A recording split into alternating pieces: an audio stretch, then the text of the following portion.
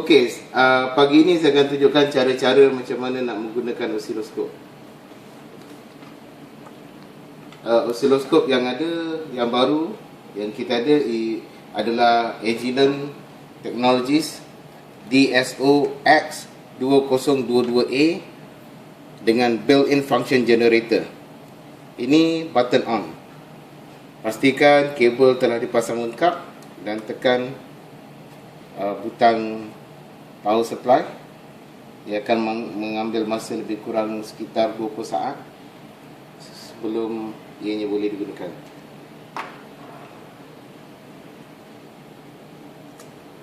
Sementara itu, ini adalah probe, osiloskop probe yang kita gunakan. Jika diperhatikan di sini, dia akan berikan ratio berapakah nisbah amplification yang ada pada probe yang diberikan. Selalunya probe yang kita sertakan tidak mempunyai ground wire. Keluarkan ground wire daripada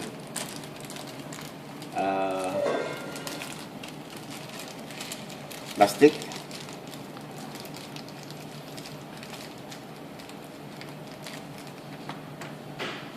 Attach ground wire dan dia telah boleh digunakan. Okey.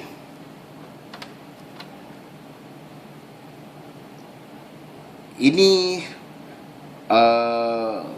menunjukkan probe 1 aktif. Kalau kita tekan, dua-dua probe deactivate. Ini untuk laras.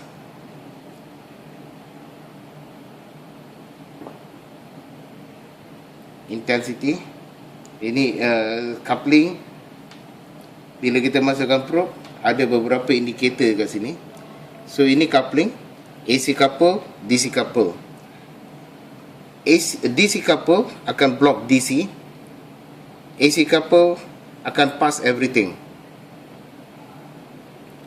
So DC couple akan bagi kita DC komponen ke dalam signal tersebut, manakala AC couple akan pass semua.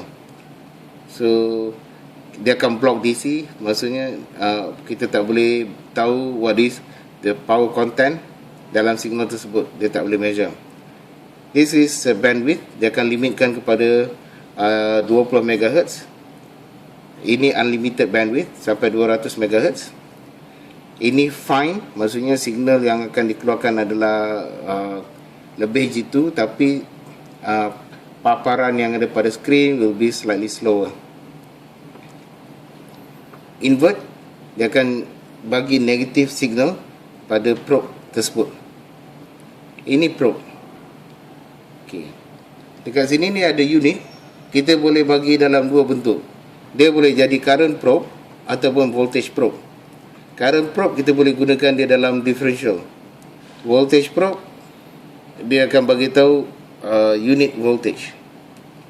Ini probe kita boleh bagi attenuation dalam bacaan dB, maksudnya ini 10 ke 1, 20 dB, ataupun dalam bentuk ratio 10 ke 1, seperti mana yang tertera pada osiloskop tersebut, 10:1.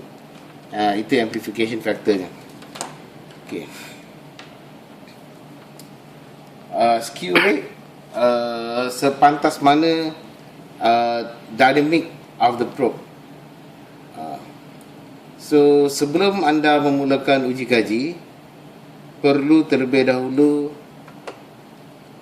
memastikan probe anda dalam keadaan yang bagus. Ini disebabkan mungkin satu probe itu diubah-ubah daripada skop 1 ke skop 2. Kalau kita lihat di sini, probe ini mempunyai sedikit masalah sebab terdapat sedikit mismatch dari segi impedance. Jadi cara terbaik, kita check probe dulu. So ada butang check probe, tekan OK. So dia akan check the probe skew rate. OK, sekarang ni the probe check, maksudnya probe dalam keadaan bagus. Tapi apa kita kena buat, kita kena calibrate the probe. Anda perlu lakukan ini setiap kali melakukan uji kaji. So, setiap probe berbeza antara satu sama lain. Ini compensation. Sama ada overcompensated, slightly compensated. So pastikan dia betul-betul lurus. Ini dah jadi macam differentiator. This is integrator. So this is perfectly square. About. So you already calibrated the probe. Then you can start doing your measurement. Okay. Apa-apa ada satu butang sakti di sini, auto scale. Tekan saja butang sakti ini, dia akan mendapatkan bacaan dengan skalanya secara terus, termasuk akan trigger sekali. So once kita masukkan, dia tak dapat auto detect kalau scope ini sudah on. Kalau kita masukkan scope, lepas tu kita on, dia akan automatically detect the probe. Kalau kita tengok kat sini, ada dua.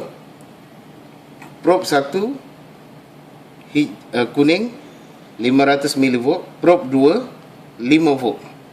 Jadi kita pergi dekat probe 2, DC couple,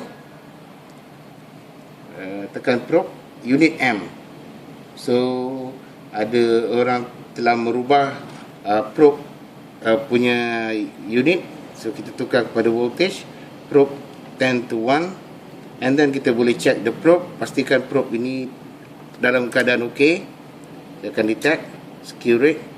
So sekarang ni kita tengok pass 5 volt. So we have to change the thing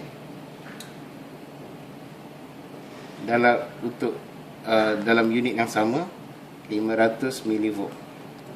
So dua-dua probe ini dalam keadaan yang baik. Probe hijau ni saya sudah calibrate sebentar tadi sebelum kita mulakan eksperimen.